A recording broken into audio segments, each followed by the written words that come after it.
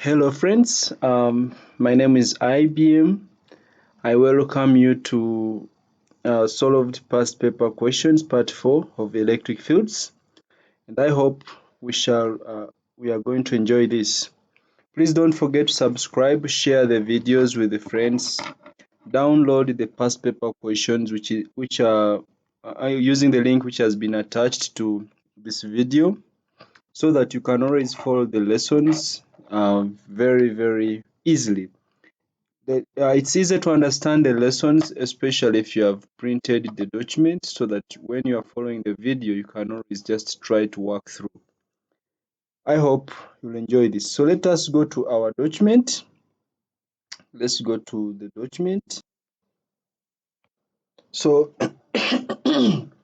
this is a document for solved past paper questions, which I have attached on the video, and I will be attaching it on every lesson. Therefore, you can always download it, print. You can even decide to print per topic, so that you can always follow.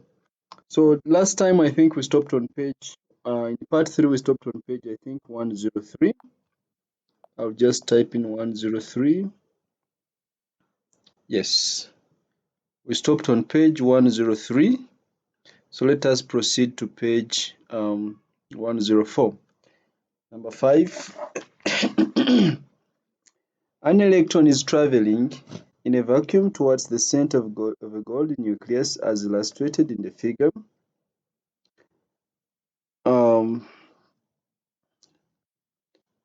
Okay, so the charge is given as 79 the energy is 7.7 times 10 power negative 13 joules of the alpha particle. The gold nucleus has 79 as the charge. The gold nucleus and the alpha particle may be assumed to behave as point charges. At a large distance from the gold nucleus, the alpha particle has energy, which is that at a large distance. The alpha particle does not collide with the gold nucleus. Show that the radius of the gold nucleus must be less than 7.4 times 10 power negative 14 meters. So let us try to find the distance of closest approach. How close does the gold nucleus and the alpha particle, or how close does the alpha particle come to the gold nucleus? Of course, the gold nucleus being positively charged and the alpha particle being positively charged, as the alpha particle moves towards the gold nucleus, it is going to lose kinetic energy, and therefore it will gain potential energy. So we shall say the loss in kinetic energy of the alpha particle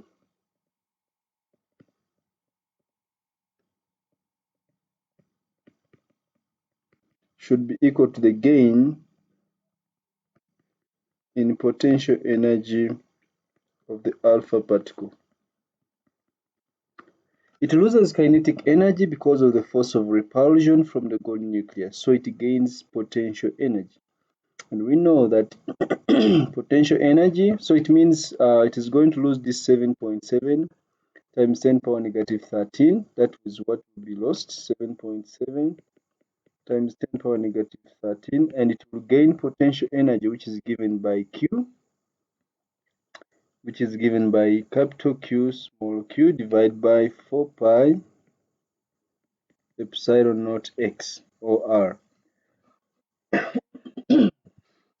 When we substitute, so we shall have 7.7 times 10 power negative 13 being equal to Q will be for the gold nucleus, which is 79 times E. The other one is times 2E, so I will just multiply with 1.6 times 10 power negative 19. This will be squared. There's an E for 79 and E for the alpha particle. An alpha particle is a helium nucleus from AS, that is 42.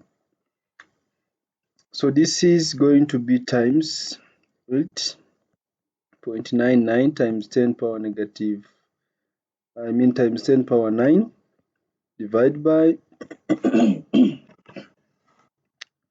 divided by x. So I have used 1 over 4 pi epsilon naught. I've replaced it with 8.99 times 10 power 9 so that I reduce the algebra. So I'm just making x the subject on my calculator so that I save space.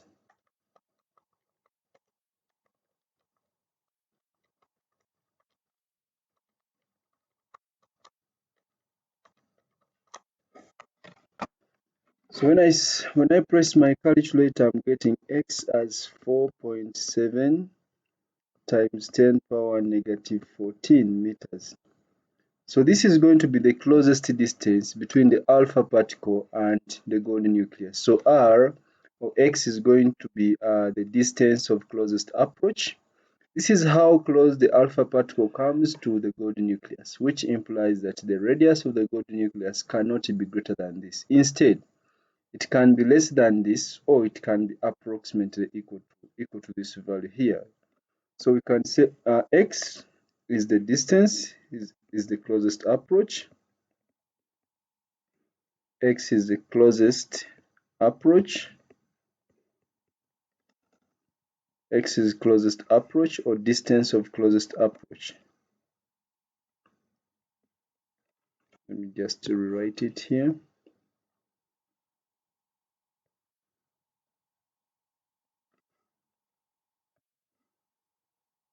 So I'm saying x is closest distance of approach.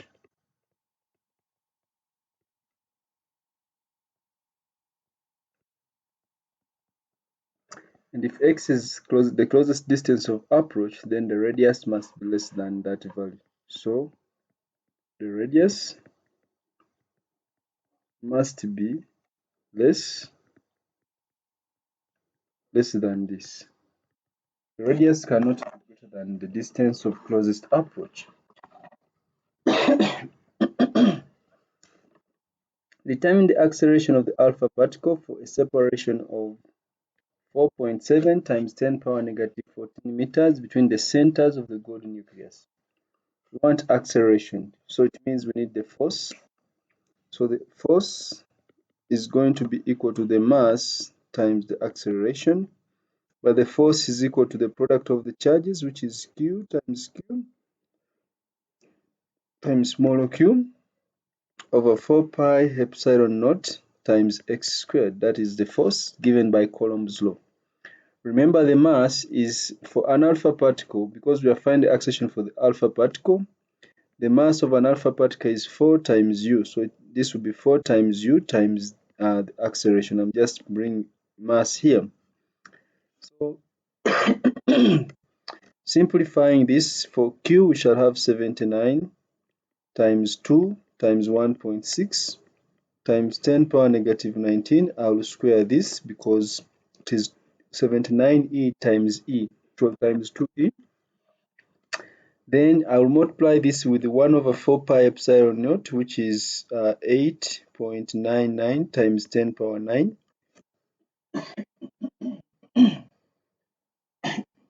Sorry for that. Divide by,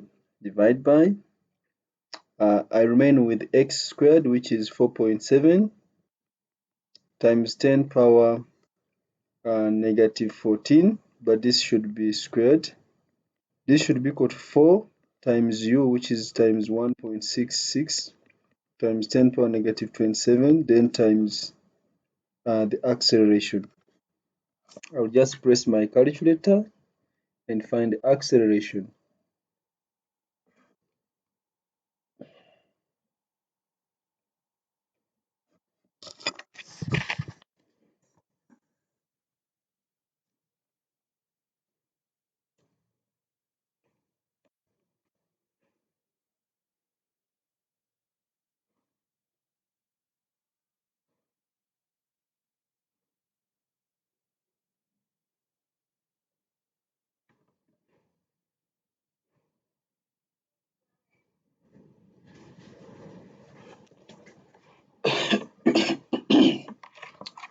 So from my calculator, I am getting 2.5 times 10 power 27 to two significant figures. In an alpha particle scattering experiment, the beam of alpha particles is incident on a very thin gold foil. Suggest why the gold foil must be thin. Of course, thin is implying that the number of atoms are very few. And if the number of atoms are very few, it means we cannot have interaction with many atoms. The alpha particle will not interact with many atoms in the gold nucleus. Therefore, it will not interact with many nuclei in the gold and therefore multiple deflections can be avoided. Therefore, we can say the reason as to why the gold foil must be very thin, uh, so that multiple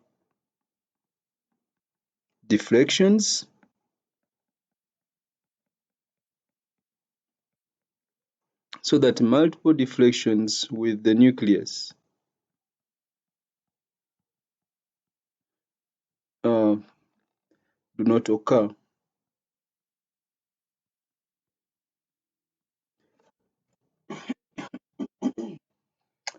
If the gold nucleus was, if the gold foil was very thick, it would mean there are more nuclei. Therefore, multiple deflections would be expected. But if the gold foil is very thin, it means there are fewer nuclei. So single interactions between the alpha particle and the gold nucleus can be studied. So you can also say so that single interactions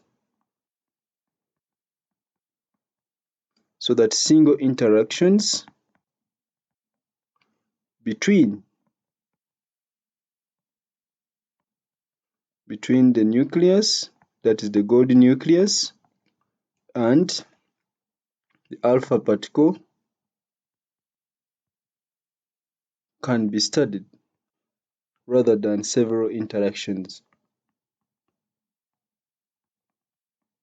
As simple as that. State Coulomb's law. We know that Coulomb's law refers to point charges. The force between two-point charges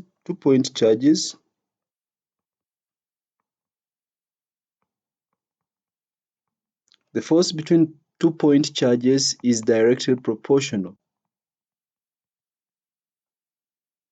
directly proportional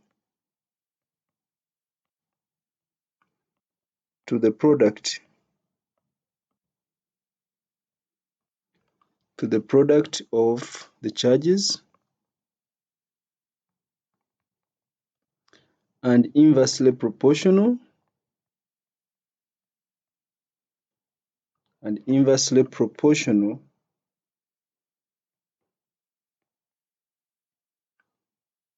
to the square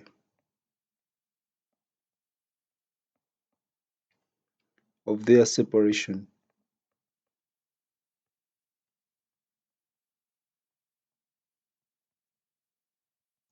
The force between two-point charges, you should always be referring to point charges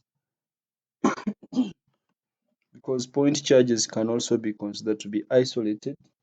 So the force between two-point charges is directly proportional to the product of the charges and inversely proportional to the square of their separation. That is the statement of Coulomb's law. The shortest distance between the surfaces here, we have two charged metal spheres A and B. They are situated in a vacuum. The shortest distance between the surfaces of the spheres is 6 centimeters. A movable point P lies along the line joining the centers of the two spheres, a distance x from the surface of sphere A. The variation with distance x of the electric field strength E at point P is shown here.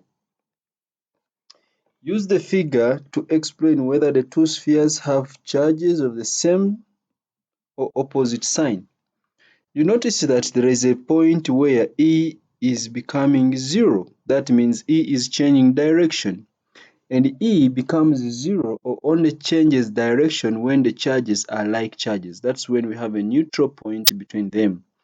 So we can simply say that they have the same sign of charge. Same sign of charge.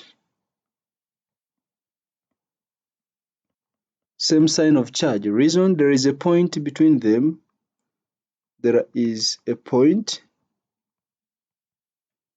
between the spheres.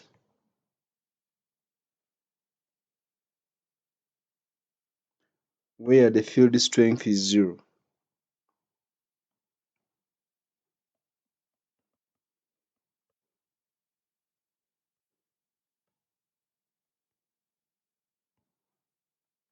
There is a point between the spheres where the field strength is 0. Therefore, we can conclude that they have the same sign of charge. Or alternatively, we could say the field changes direction. It is both positive and negative, so it changes direction. Therefore, we can say uh, they are like charges. So we can say that near each sphere, another alternative, each near each sphere,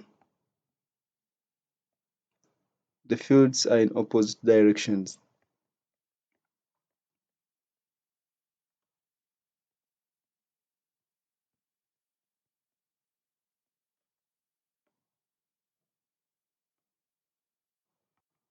So we have, when we have two like charges, one say positive, another unpositive, we always imagine a unit positive charge placed between them.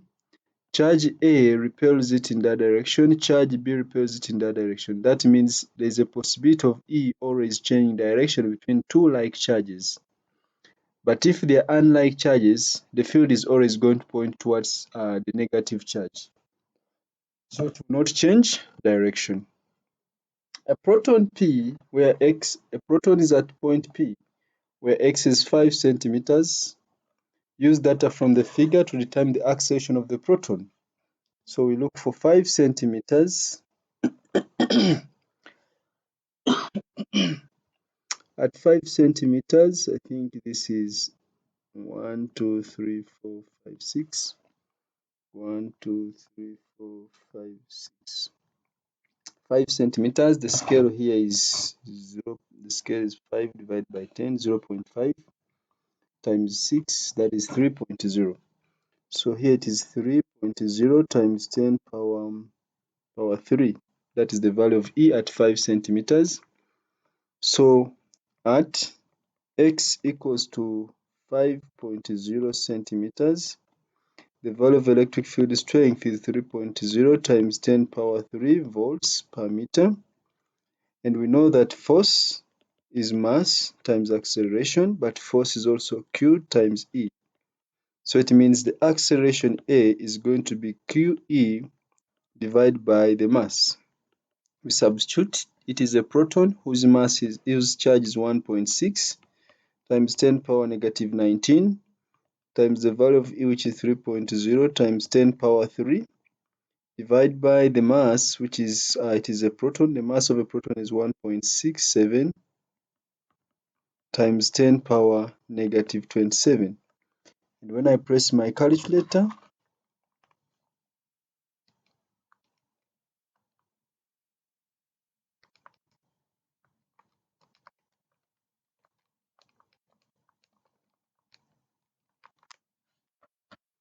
so pressing the calculator gives me 2.9 times 10 power 11 meters per second. 2.9 times 10 power 11 meters per second. Use data from the figure to state the value of x at which the rate of change of electric potential is maximum. Rate of change of electric potential is maximum. Remember, electric field strength is the negative potential gradient. Of course, the potential gradient is the rate of change of electric potential. What does that mean? Electric field strength is directly proportional to the rate of change of electric potential, and therefore, when the field strength is maximum, then the rate of change of electric potential is also going to be maximum. So when we look at the graph, we are saying electric field strength is equal to the negative potential gradient. Is the negative potential gradient. Electric field strength is the negative potential gradient, yet potential gradient is the rate of change of electric potential. The rate of change of electric potential. So it means where the electric field strength is maximum, the potential gradient must also be maximum, and therefore the rate of change of electric potential must be maximum. And from the graph, here E is around, I don't know what it is here, 1, 2, 3, 4. I think that is, it is not, that is, this is 6, that is 7. Then let's check here. Here it leaves 2, and I think that is 14. So I think it is maximum at this point, which is at x equals to 6 centimeters. So the answer is x at x equals to 6 centimeters. So at x equals to 6.0 centimeters, reason field strength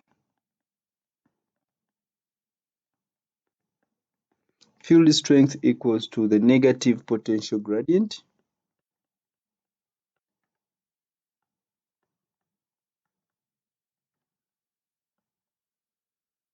Field strength equals to the negative potential gradient, which is the same as the rate of change of electric potential.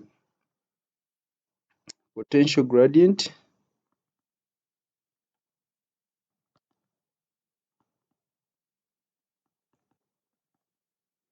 is directly proportional to the rate of change of potential gradient is directly proportional to the rate of change of electric potential.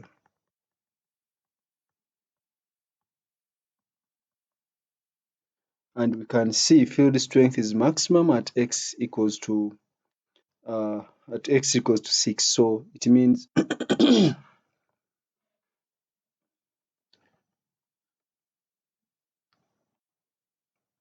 field strength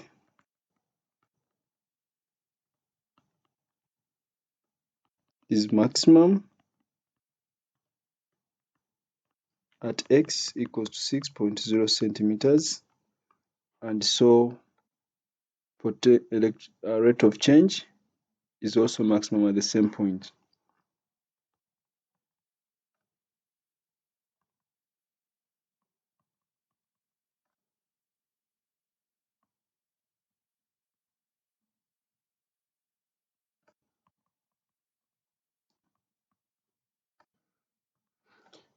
As simple as that. So field strength is the negative potential gradient, and potential gradient is directly proportional to the rate of change of electric potential.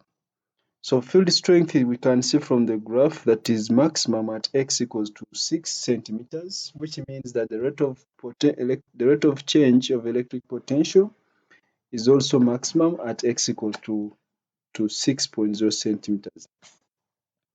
State Coulomb's law for the force between 2-point charges. The force between 2-point charges. So the force is directly proportional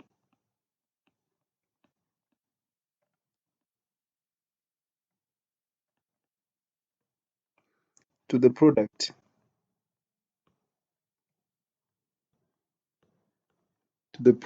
of the charges, and inversely proportional to the square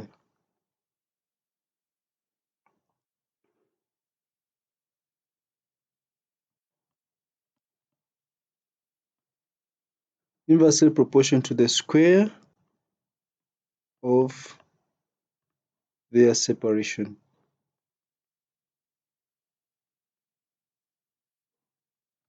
Inversely proportional to the square of their separation. So of course here it's because they have specified between 2-point charges. If the question was state Coulomb's law, then we would say the force between 2-point charges is directly proportional to the product of the charges and inversely proportional to the square of their separation. Two-point charges are situated in a vacuum and separated by a distance r. The force between the charges is Fc. On the figure, sketch a graph to show the variation of the force F between the charges with the separation x for values of x from x equals to r to x equals to 4r. So let us see force, of course, and we know that force is equal to a constant product of the charges over x squared. So when x is 0, x is r, we are just at the surface. So the force at the surface is just going to be Fc.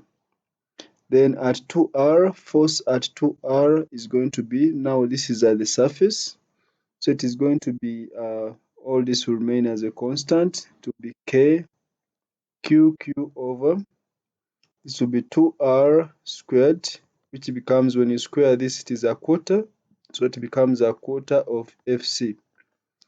When you check force at 3r, this will be kq over 3r, and this is squared, this will be 1 over 9 of Fc when you square this. Then force at 4r is going to be kq over, this will be 4r, but it is squared, it becomes 1 over 16 of Fc. So we first see the scale.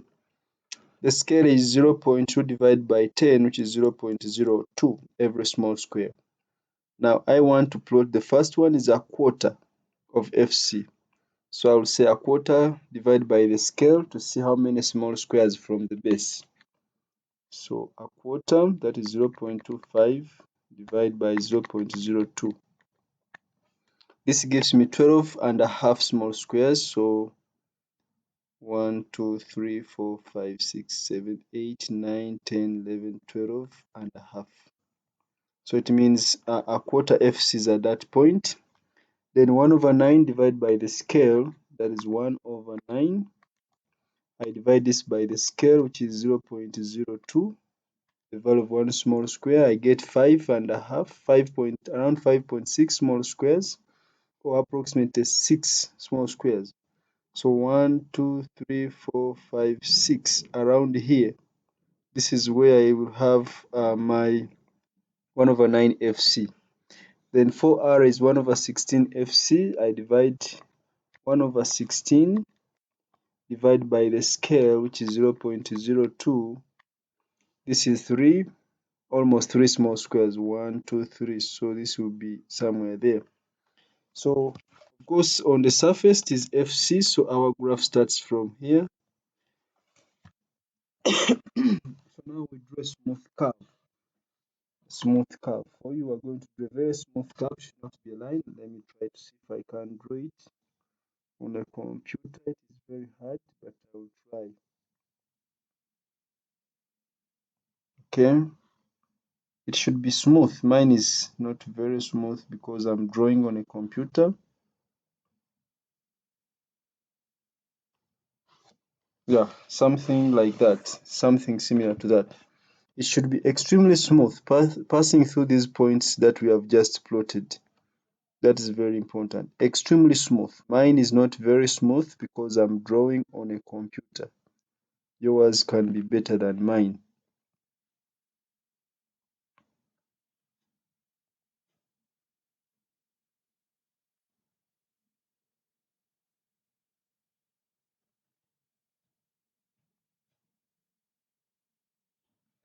Okay, so that is going to be the graph for force against the distance. Very smooth curve. Using a pencil, you can draw a very beautiful curve.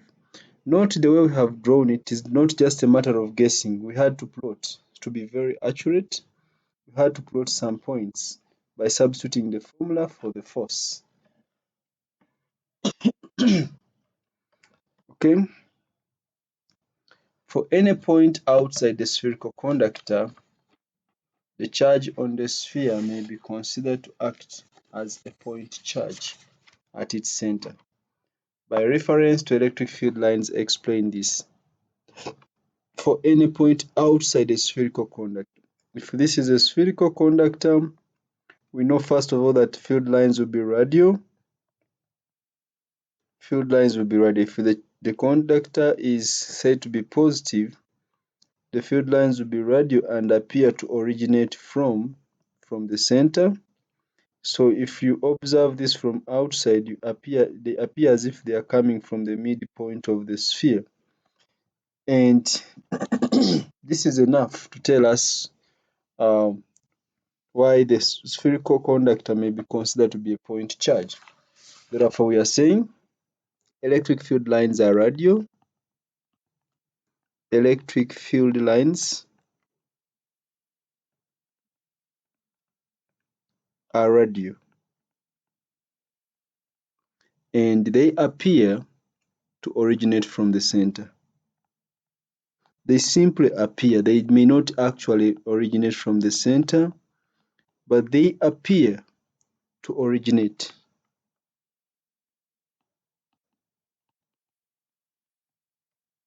from the center.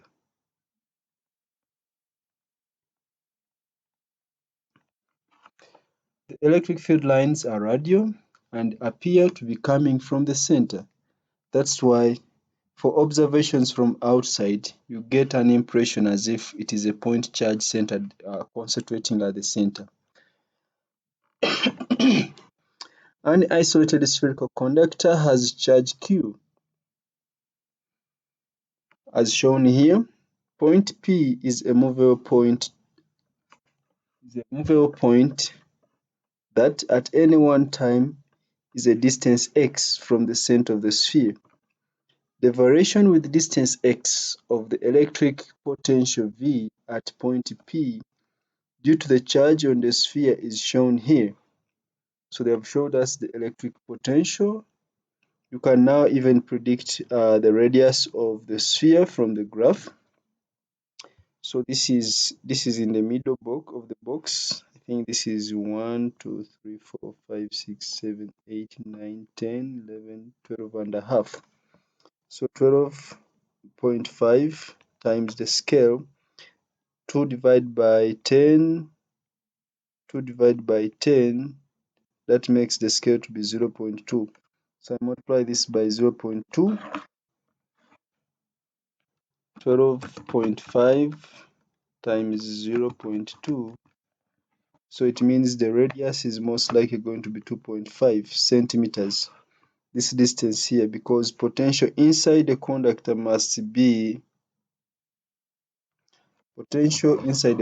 is constant and is the same as the potential just on the surface. Beyond the surface, potential follows the reciprocal relationship. V is inversely proportional to R. Okay, let's see the questions. Use the figure to determine the electric field strength at point P where x is 6 centimeters. So we look for 6 centimeters. I think it is in the middle, it is in the center here. 6 centimeters. We know that E is equal to Q divided by 4 pi epsilon naught x squared. That is E. We also know that V is equal to Q divided by 4 pi epsilon naught x. When we combine this equation and that one, we are now going to obtain that actually E is equal to V over R.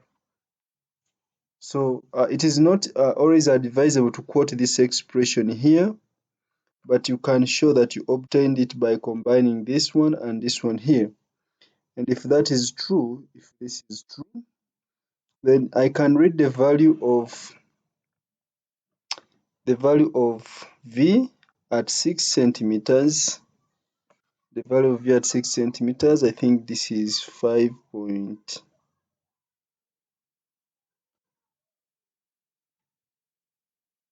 That is in the middle here. I think that is 5.4. So this will be 5.4 times 10 power 3 divided by R, which is 6 times 10 power negative 2. And I press my calculator.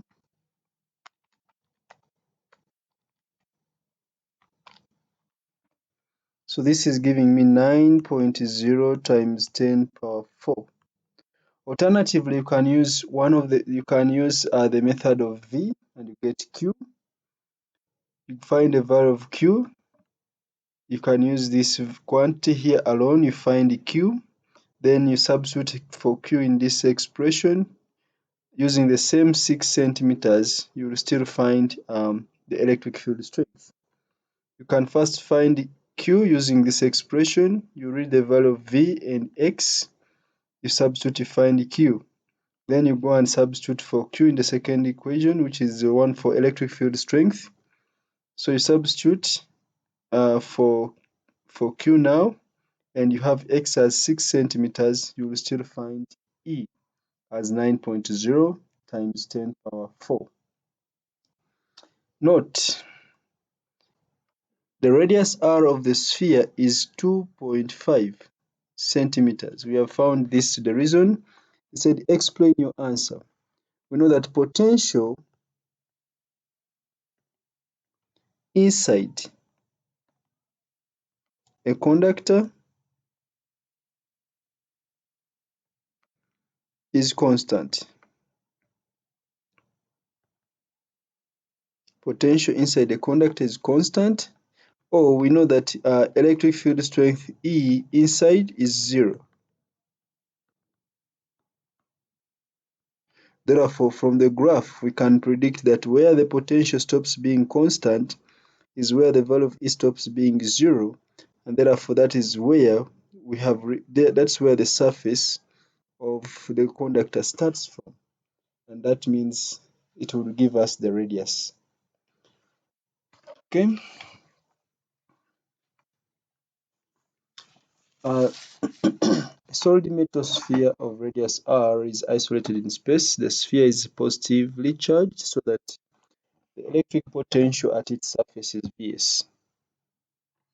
So at the surface, potential is Vs. Remember, potential is equal to a constant times Q over X. At the surface, that is when X is equal to R, potential at the surface when X is equal to R has been given as Vs. So Vs is Kq over X. Then we can check at 2R. Potential at 2R, just put here 2R. It becomes Kq over 2R, which simply, this was just R, which simply becomes a half of Vs.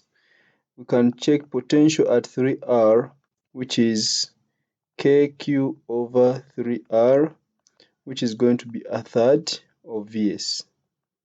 So now we can plot, putting in mind the scale is going to be 0.2 divided by, these are 5, 0.2 divided by 5, so the scale is 0.04 for one small square.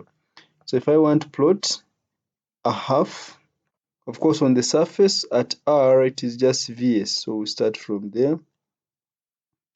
We know that inside potential is constant, so this will be a horizontal line inside.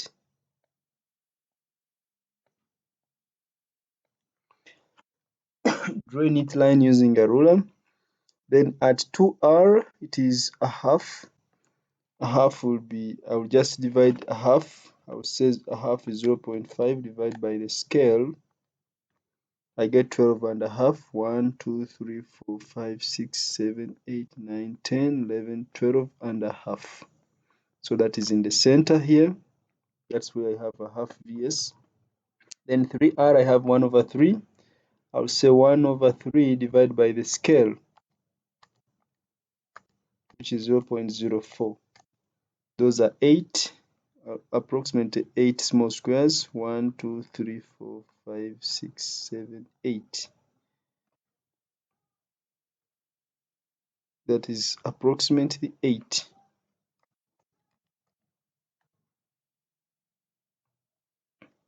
One, two, three, four, five, 6, 7, 8, approximately 8 small squares, or 8 slightly above 8 because it is 8.33. So I now have these 3 points, so I just join my graph through them.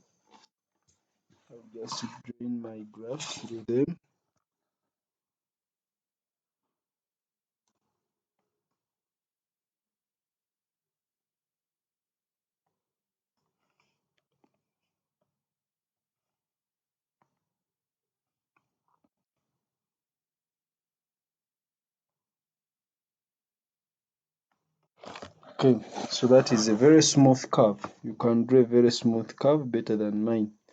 Not a straight line, it is a smooth curve. Okay. On the axis of the figure 6.2, show the variation of electric field strength with the distance x from the center of the sphere. We know inside the conductor, E is 0. That will be a horizontal line along the x-axis. So we shall draw here a horizontal line along the x-axis using a ruler. It will be very neat.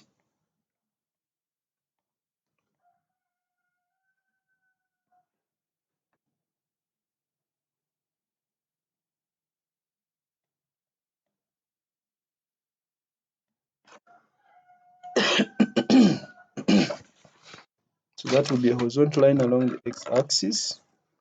And then I will draw a vertical line here along R.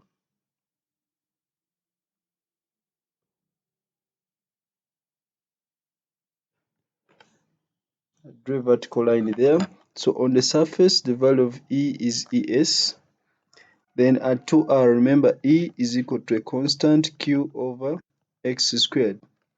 So at the surface, E at the surface is given as ES, which is the same as KQ over R squared.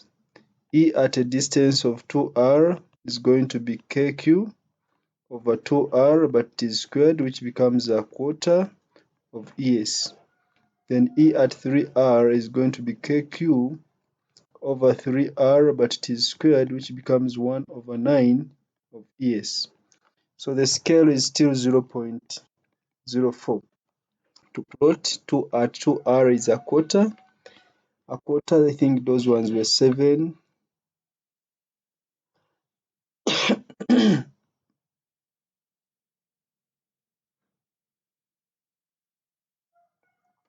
A quarter, that is 1 over 4, divided by the scale, which is 0.04. Those 1 over 4 divided by 0.04. So those are 6.5. So 1, 2, 3, 4, 5, 6. It is around 6 small squares. Around 6 small squares.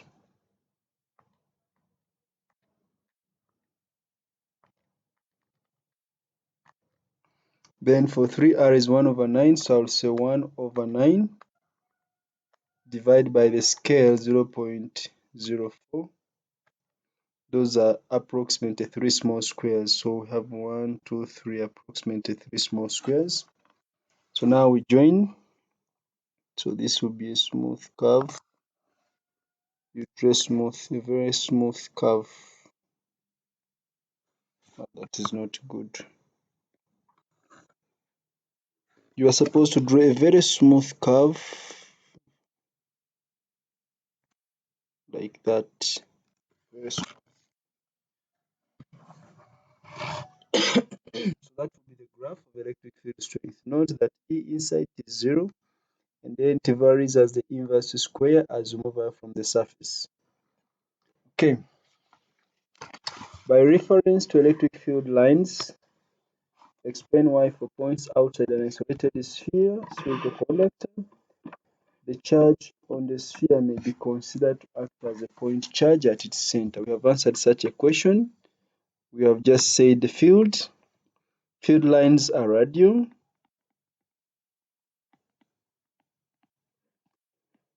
Field lines are radial, and they appear to come from or to originate from the center. They appear to originate.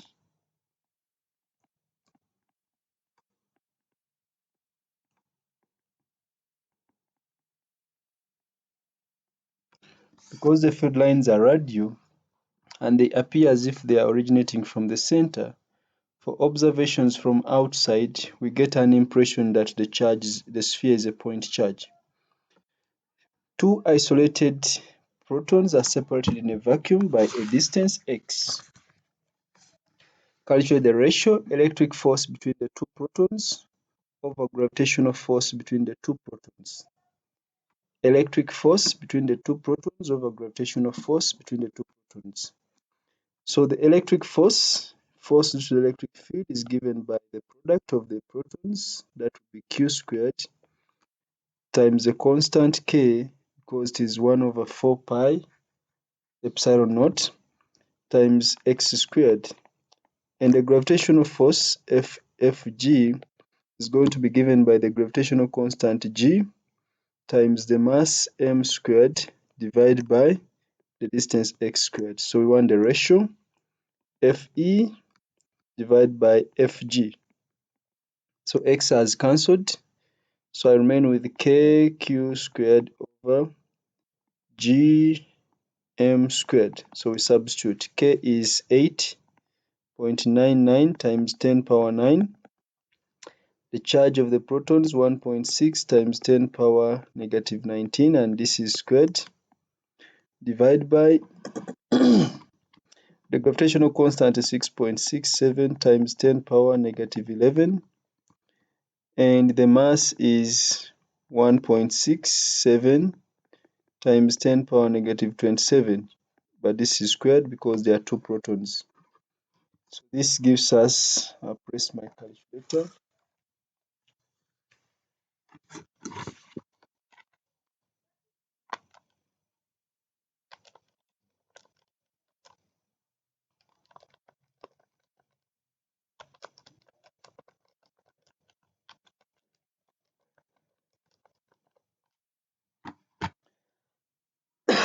pressing the calculator, I'm getting 1.24 times 10 power 36. So we could even think about this as Fe is equal to 1.24 times 10 power 36 times of Fg. By reference, your answer in Roman 1 suggests why gravitational forces are not considered when calculating the force between charged particles. So you see that the electric force is much greater. The electric force is much greater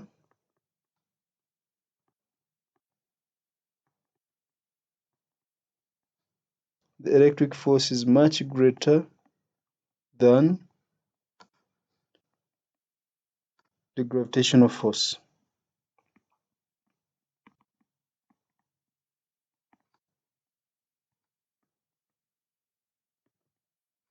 The electric force is much greater than the gravitational force. Much greater. Or you could simply write Fe is far, far greater than Fg. I think that is acceptable. Two small solid metal spheres A and B have equal radii and are separated and are in a vacuum. Their centers are 15 centimeters apart. Sphere A has a charge of positive 3 picocoulombs. Sphere B has positive 12 picocoulombs. The arrangement is illustrated in the figure. Point P lies on the line joining the centers of the spheres and is a distance 5 centimeters from the center of A. Suggest why the electric field strength in both spheres is 0. Why is E inside 0? We have all along been saying potential inside the conductor is constant and E is 0 inside the conductor. But why? The reason is very simple. Charges in a metal conductor do not move. If they were moving without an electric field, then it means when we would have current even when there is no difference in potential. So charge in a metal does not move. So charges or charge in a metal do not move. And because they don't move, it implies that there is no resultant force on them. So no resultant force no resultant force on charges, so no resultant electric field.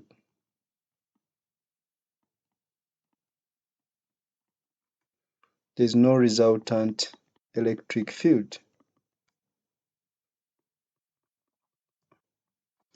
Alternatively, we would talk about, you would say in an electric field, charges in a conductor would move.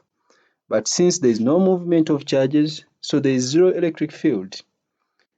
In an electric field,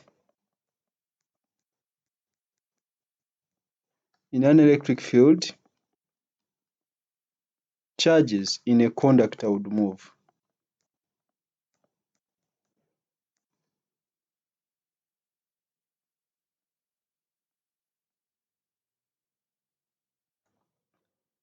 But since they do not move,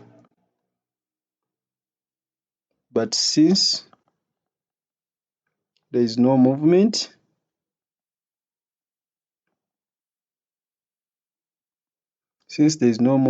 of charges,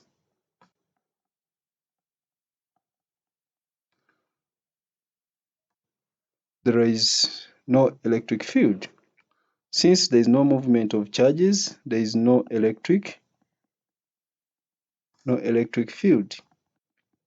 So that is why we normally say the field strength in both spheres or inside a conductor is zero. Because charge in a metal do not move. You find a metal conductor there, it has so many charge carriers, but they're not in motion until an electric field is put across the conductor or across the metal. So the reason as to why they do not move is because there is no resultant force on charges when there is no resultant electric field. As simple as that. Show that the electric field strength is zero at point P. Show that the electric field strength is zero at point P. Remember, we imagine a unit positive charge placed at P. Let's say positive 1 Coulomb. So the electric field strength at P caused by charge A will be in that direction because it will be repulsive. I will call this one EA. The electric field strength caused by charge B at point P is going to be in this direction. I will call this one E due to B. So we want to see if the resultant is zero. So let's begin with the electric field strength due to charge A. So at P, we know first of all that electric field strength is charge divided by 4 pi epsilon naught x squared. So let's find the one due to A.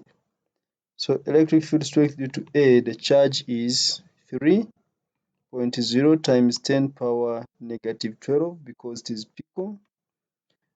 Divide by the distance is 5 times 10 power negative 2 and it is squared times 8.99 times 10 power 9. I've just removed 1 over 4 pi epsilon naught and I'm replacing it with 8.99 times 10 power 9. When I press my calculator here,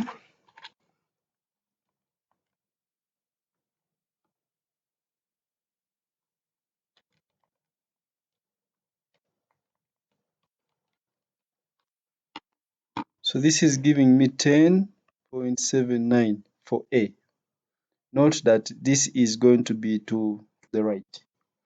Then for B, electric field strength for B is going to be 12 times 10 power negative 12, then times 8.99 times 10 power 9, divide by the distance from P, which is 15 minus 12, that is 10. So this will be 0.1 squared. Answer.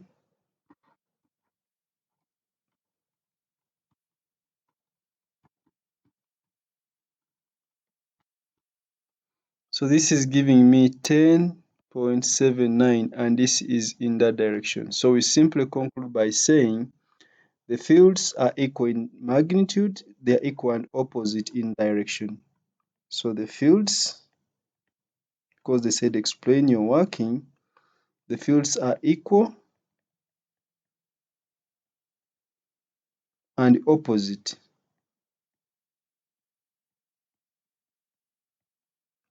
in direction, so the resultant is 0. The fields are equal and opposite in direction, so the resultant is 0. Okay. Calculate the electric potential at point P. Electric potential, we know that potential is given by Q over 4 pi epsilon naught times X. So since they are both positive charges, potential will simply be the sum. Therefore, total potential V is going to be equal to, for the first charge, it will be 8.99 times 10 power 9 times 3.0 times 10 power negative 12 divided by 5.0 times 10 power negative 2. That's for the first one. For the second one, 8.99 times 10 power 9 times 12 times 10 power negative 2 divided by the separation, which is 0.1. I press my calculator.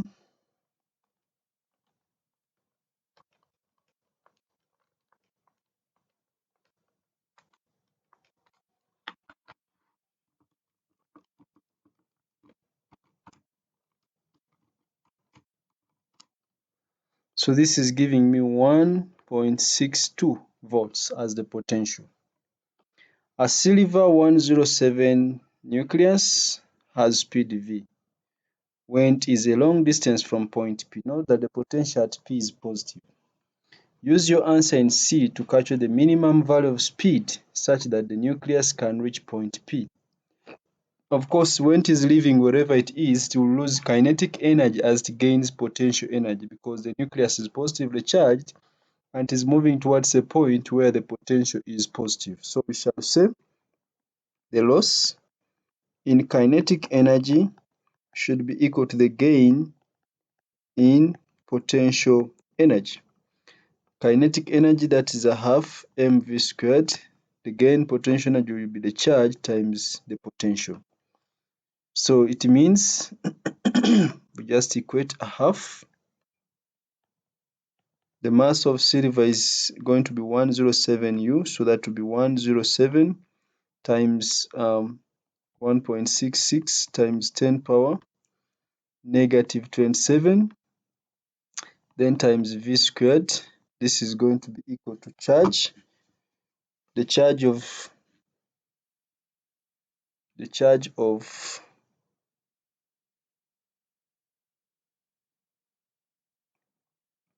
the charge of the silver is 47, so we shall say 47 times E, 47E, so it's 47 times 1.6 times 10 power negative 19,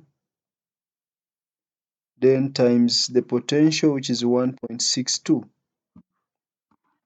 I'll just press my calculator to find V.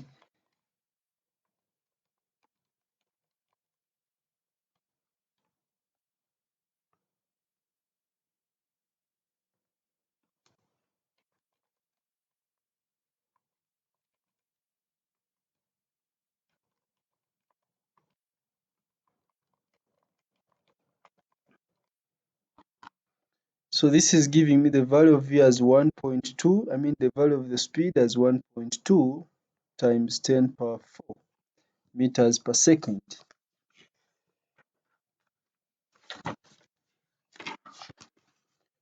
Two solid metal spheres A and B, each of radius 1.5 centimeters, are situated in a vacuum.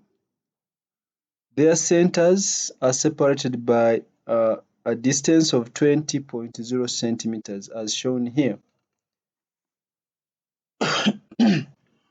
Both spheres are positively charged, so they are like charges. Point P lies on the line joining the centers of the two spheres at a distance x from the center of sphere A. The variation with distance x of the electric field strength E at point P is shown here. So you see that there is a point between them, I think it is at 11, where E is becoming 0. I think it's at almost in the middle here at 11 centimeters. Use the figure to determine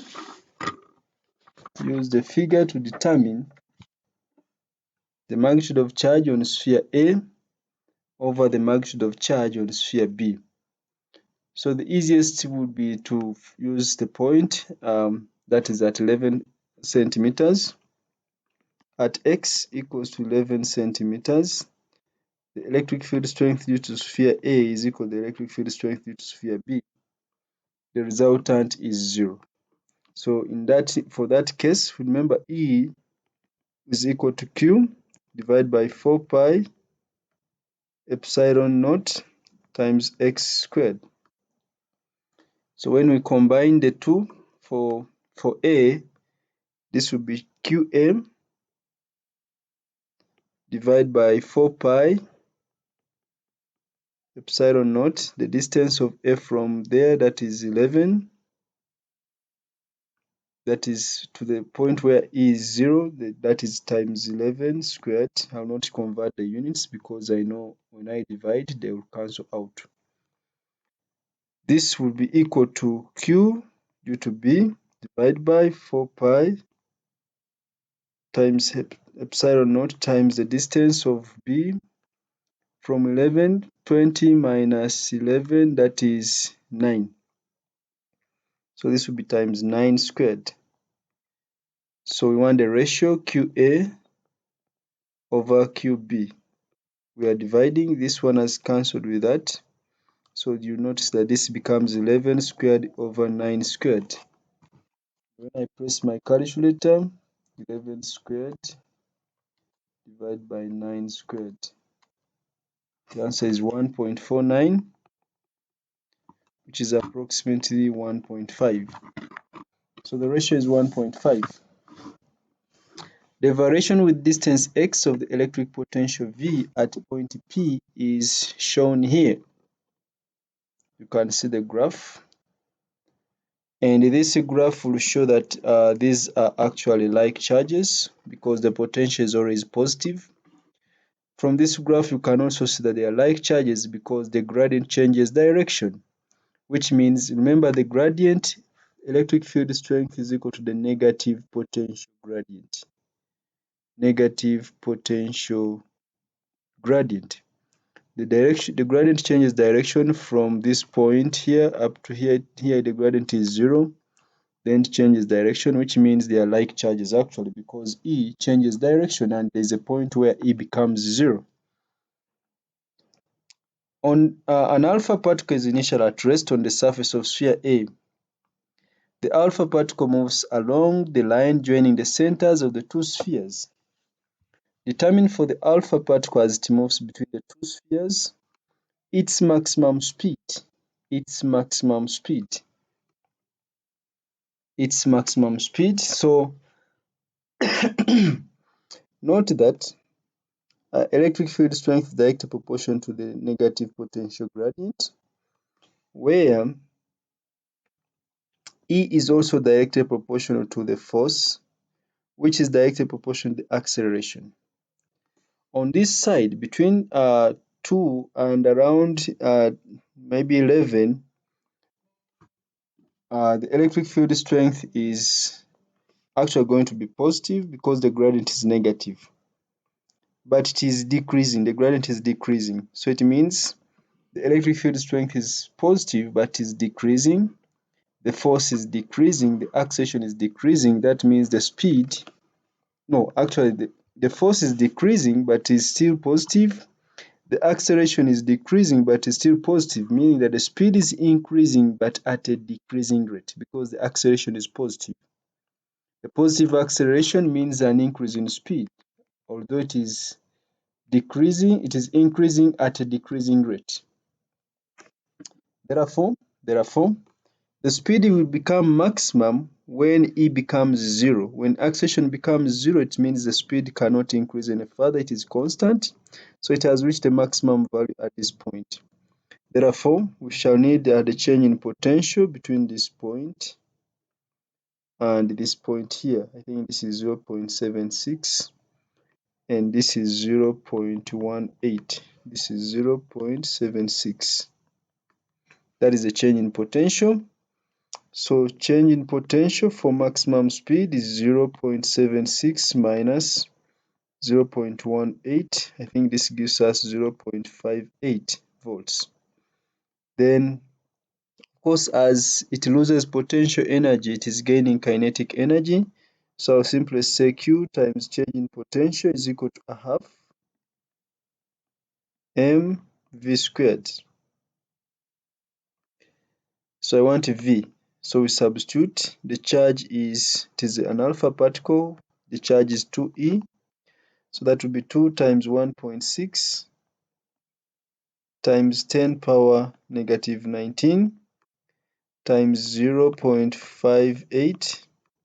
This will be equal to a half times the mass. The mass of an alpha particle is 4u. So this will be times 4 times 1.66 times 10 power negative 27 to change it to kilograms, then times V squared. I'll just press my calculator to find V, small v.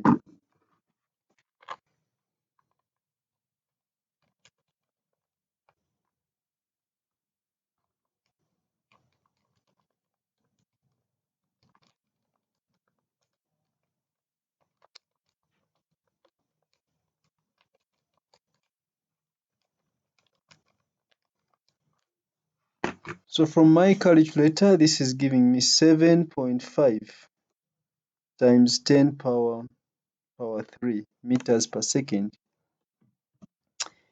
Then determine for the alpha particle still its speed on reaching the surface of B. Note that it starts from this surface where it is 0.76. Then on surface B, I think it is 0.5. The scale is 0.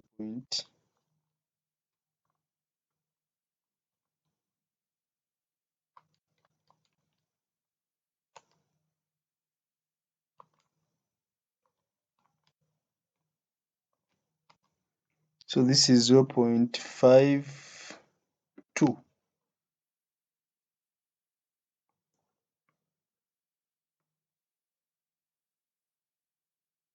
0.52, 54, 56, 5, no.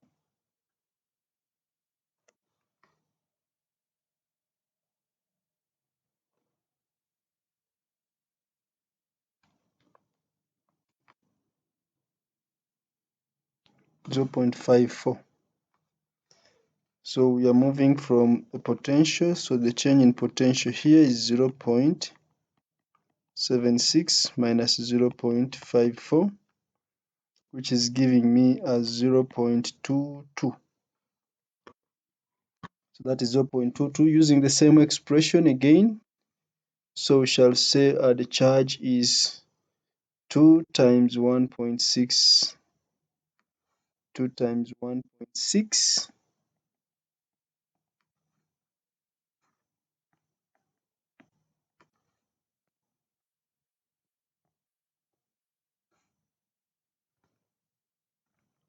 2 times 1.6 times 10 power negative 19. That is the charge times the change in potential, 0.22 should be equal to a half times 4 times 1.66 times 10 power negative 27, then times V squared. I'll just change here the potential.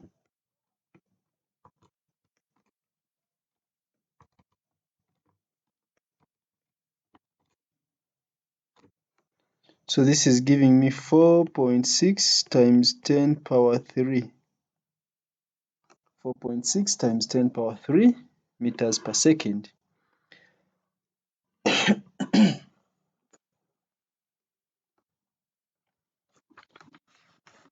A charged metal sphere is isolated in space. Measurements of the electric potential V are made for different distances x from the center of the sphere.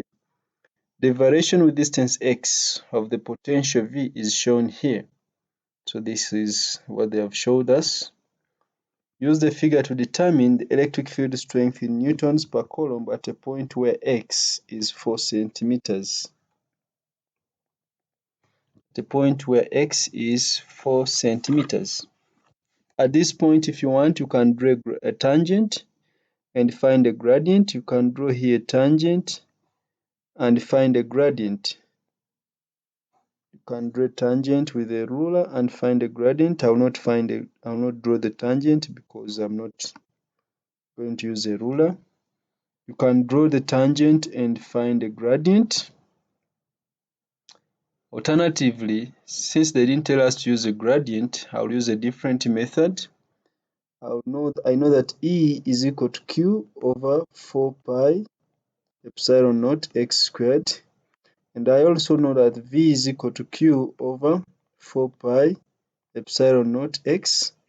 When I combine these two, it implies that E is going to be V over x. So I'll simply substitute my value for V at 4 centimeters. I think it is here, that is 1.8 times 10 power 3. Then x is 4 times 10 power negative 2. I'm pressing the calculator very fast.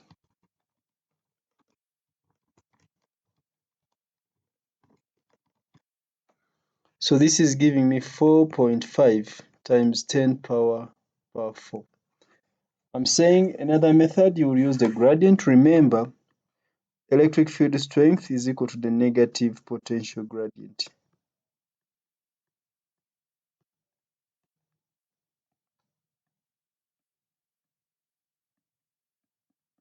So you could use the gradient.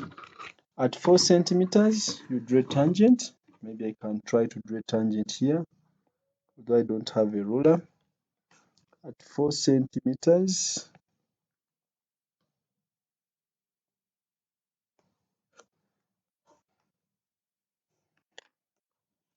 I will try to draw a tangent so that people know that I can draw the tangent.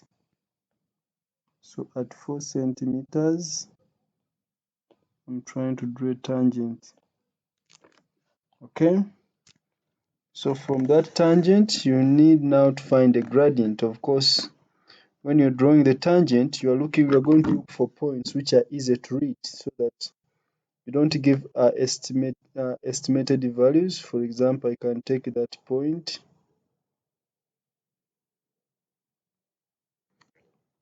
and maybe this point here. So you try to find a gradient. You can try to find a gradient. So let me try to find a gradient anyway. So the gradient is going to be equal to change in y values. This is 2.123. So 2.3 minus, this is 0.8. Then this is times 10 power 3 divided by, this is, so this is going to be, the scale here is 2, 0.2. So 1, 2, 3, 4, that is 2.8 minus, this is going to be 6.2, 6.4. But this is going to be times 10 power negative 2. So I can try this, 2.3 minus 0.8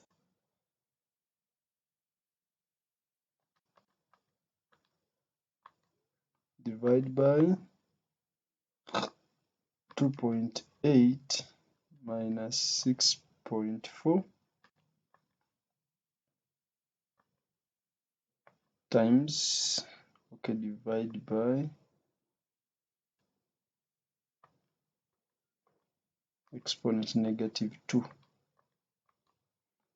So here I'm getting my gradient as I'm getting my gradient as negative 4.58 times 10 power 4 3 times 10 power 4 as my gradient times 10 power 4. Then I can now find E. Note that E is equal to the negative of this gradient, is the negative of this gradient. So it is negative of 4.58 times 10 power 4, which is around 4.6 times 10 power 4. Of course, from gradient, the answer may not be exactly the same as the one I've got from calculation. But if you get the gradient very accurately, your answer will be more close to the calculated value. Use the figure to state the electric potential at the surface of the sphere. The charge is 8.0 times 10 power negative 19. At the surface, remember potential inside the conductor is constant and is the same as that at the surface. So this is the surface. I think it is 2 centimeters. So that is 2 centimeters. The radius is 2 centimeters. What is the potential at the surface? The potential at the surface is this value 3.12345 so that is 3.6. So this is going to be, the potential is going to be 3.6 times 10 power 3 on the surface. The sphere acts as a capacitor. Determine the capacitance of the sphere. Capacitance is the charge per unit potential difference. The charge is given as 8.0 times 10 power negative 9. This is divided by 3.6 times 10 power 3.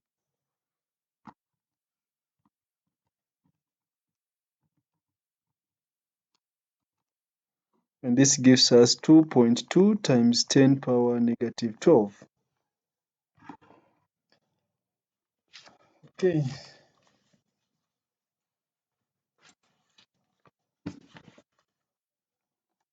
Let us, I want us to stop on page 112, maybe. Define electric potential. Define electric potential. I think this is the work done. The work done per unit charge. Work done per unit charge. In moving a unit, or in moving a positive charge, since I have already referred to a per unit charge, the work done in moving a positive charge. In moving a positive charge from infinity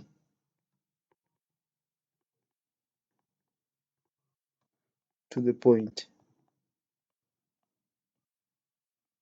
The work done per unit charge in moving a positive charge from infinity to the point. That is our electric potential. Two positively charged metal spheres A and B are situated in a vacuum as shown here. The point P lies on the line joining the centers of the two spheres and is a distance x from the surface of sphere A. The variation with x of the electric potential V due to the two charged spheres is shown in the figure. So this is the variation of the potential. Okay, surface A is shown, surface B has been shown here. State how the magnitude of the electric field strength at any point may be determined from the graph. How do we determine the magnitude of the electric field strength? Remember, electric field strength is the negative potential gradient. So what do? We just get the gradient of the tangent at that point. So you get the gradient of the tangent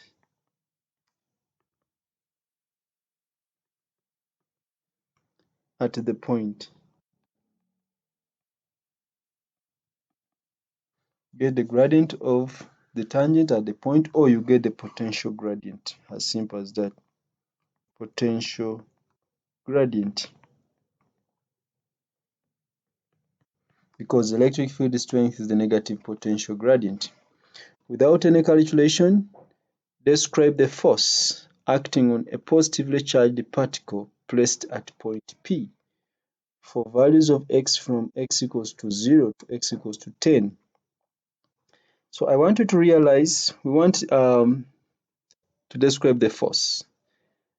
Electric field strength is directly proportional to the potential gradient. And electric field strength is directly proportional to the force. When the potential gradient decreases, it means the electric field strength is decreasing, the force must be decreasing. When the potential gradient increases, the electric field strength must be increasing and the force must be increasing. But remember, it is the negative potential gradient. So at some point, say at around x equals to 6 centimeters, the gradient here is 0. What does that mean? When the gradient becomes 0, it means the electric field strength at that point is 0, therefore the force must also be 0.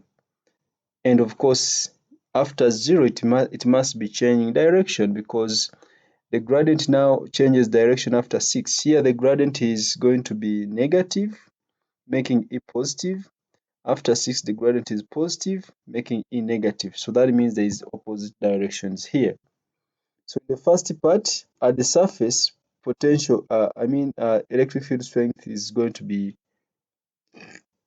maximum, meaning the force will be maximum at the surface. Then it decreases to 0 at x equals 6 centimeters, and then it increases in the opposite direction after x equals 6 centimeters. As simple as that. So we are saying the force is maximum. The force is maximum at the surface of the sphere. That is when x equals, at the surface of the sphere A, that is at x equals to 0 centimeters, and decreases to 0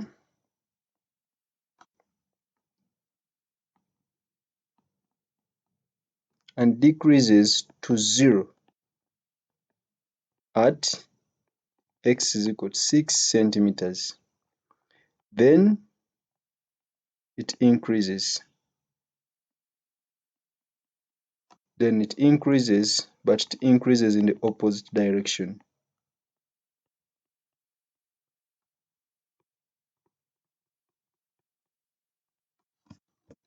It increases, but in the opposite direction. The positively charged particle in B Roman 2 has a charge and a mass given by the expression. This is the charge to mass ratio, or the specific charge. Initially, the particle is at rest on the surface of sphere A, where x is 0. It then moves freely along the line joining the centers of the spheres until it reaches the surface of sphere B.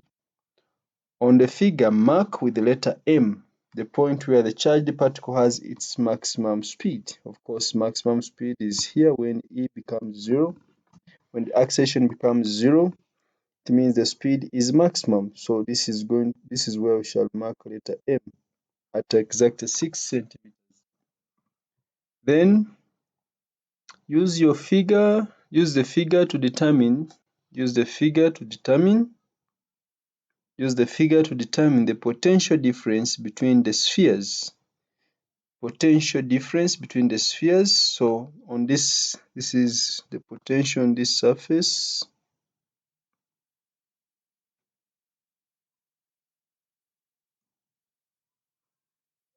I think it is 230. Then here,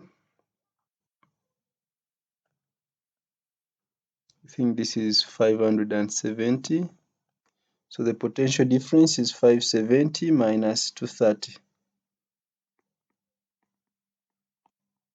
which gives us 340 volts.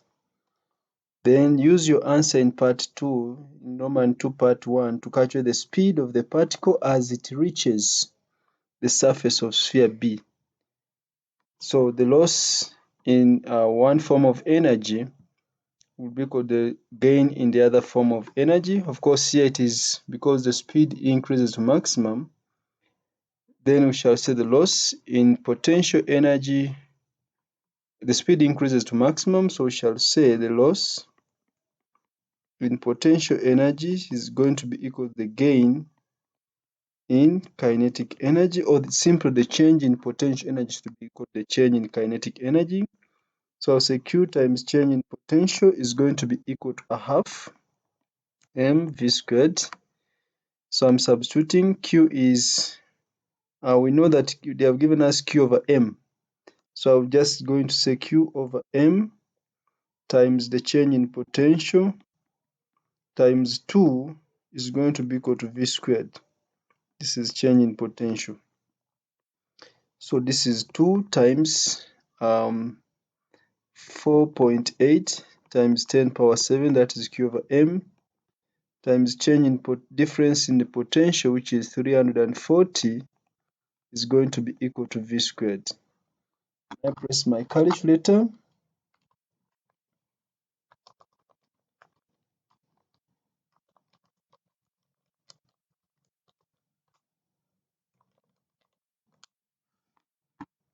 So this gives me the value of V, of the speed, to be 1.8 times 10 power 5. Okay, lastly for today, a charged particle P is situated in a vacuum at a distance x from the center of a charged conducting sphere of radius r, as illustrated in the figure. For the particle P outside the conducting sphere, the charge on the sphere may be assumed to be a point charge at its center. State Coulomb's law. Coulomb's law states that the force between 2 point charges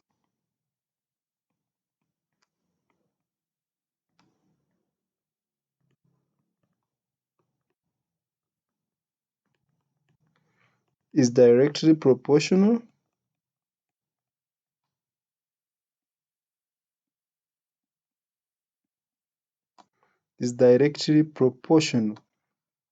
to the product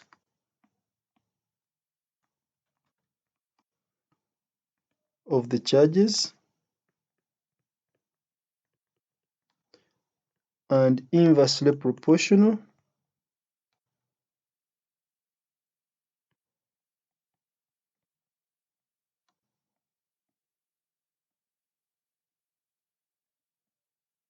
to the square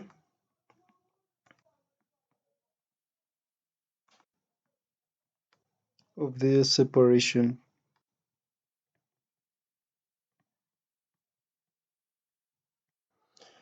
Okay, so that is Coulomb's law.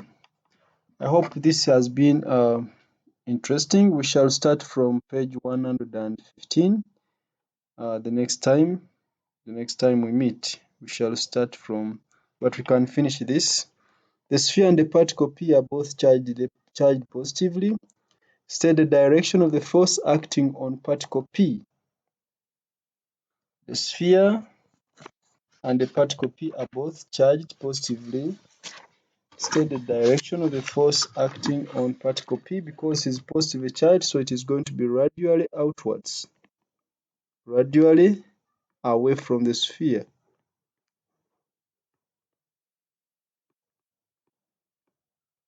Radially away from the sphere, or you would say to the right, because it is also positively charged, they repel. Then state the position of the particle P for the force to be maximum. I think the force is maximum if the particle comes to the surface. So it is maximum on the surface. It is maximum on the surface of the sphere, where x is the radius, where x is equal to r. It is going to be maximum on the surface where x is the r, Then determine the ratio force on particle P at x equals to r over force at x equals to 4r. We know that force is equal to a constant times the product of the charges q1, q2 divided by x squared. K is 1 over 4 pi epsilon naught. So we want force at r over force at 4r. So this will be k times q1, q2 over r squared divided by, I get the reciprocal, 4r squared over k q1, q2. This one cancels. So this becomes 16 r squared over r squared, which gives us the ratio as 16. So I've just got two equations using the same expression, but one is at r, another one is at 4r, and I divided.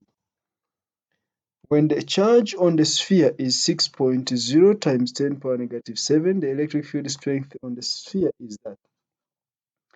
Electrical breakdown, a spark, occurs when the electric field strength at the surface of the sphere exceeds this. Determine the additional charge that may be added to the sphere before breakdown occurs. Determine the additional charge that may be added to the sphere before breakdown occurs. So when E is this, the charge is that, and electrical breakdown occurs when E exceeds this value here. So let's see, for the first case, we have that 1.5 times 10 power 6 is equal to the charge on the sphere times a constant k over x squared. Then for the second case, 2.5 times 10 power 2.0 times 10 power 6 will be equal to k times the new value of charge. Let this be small q, the first one. I will call the first one small q. K times small q. This will be k times capital Q over the distance over this is x squared, because it is the same sphere. So the radius is going to be the same. We are looking at its surface. So we are now dividing the two equations. Dividing the two equations, we shall have that 2.0 times 10 power 6 divided by 1.5 times 10 power 6 is equal to capital Q over small q. And this implies that capital Q is going to be equal to 2 divided by 1.5.